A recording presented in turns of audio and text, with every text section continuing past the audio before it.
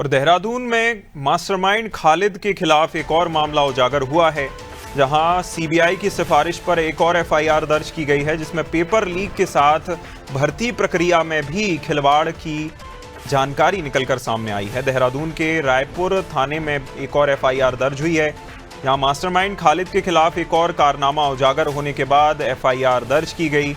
CBI की सिफारिश पर एफआईआर दर्ज की गई है, जहां पेपर लीक के साथ भर्ती प्रक्रिया में भी खिलवाड़ उजागर हुआ है।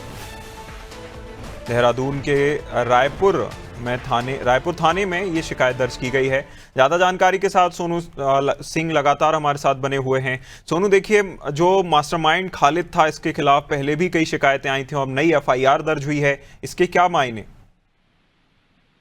देखिए, ये चर्चाओं का विषय बना हुआ है उत्तराखंड में, खास तौर पर पेपर लीक प्रकरण। और पेपर लीक प्रकरण के जो मास्टरमाइंड है मोहम्मद खालिद, इन पर सीबीआई की जांच के बाद एक और मुकदमा दर्ज किया गया है, जो देहरादून का रायपुर थाना क्षेत्र है।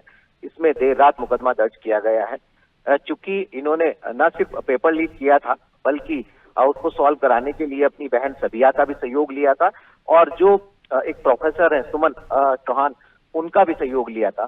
जब ये मामला चर्चाओं में आया और बेरोजगार युवाओं ने इसको लेकर आंदोलन किया, मुख्यमंत्री ने सीबीआई की जांच की सिफारिश की, और इसमें सीबीआई की जांच जब शुरू हुई तो परत दर परत कई खुलासे हो रहे हैं।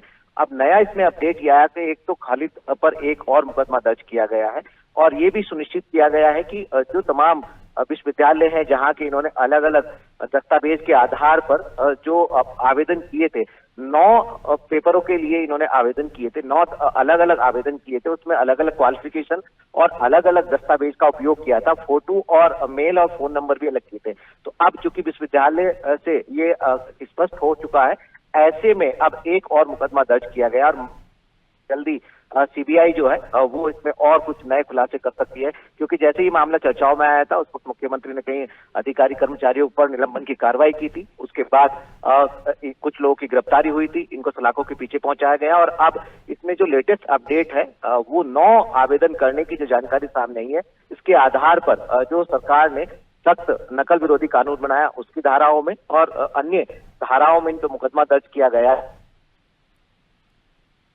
बिल्कुल, विभिन्न धाराओं में मामला दर्ज किए गए हैं। साथ ही साथ ये भी देखना होगा कि आगे इस मामले में जांच किस ओर आगे बढ़ती है। सोनू, बने रहिएगा हमारे साथ, आपका फिर रुख करेंगे।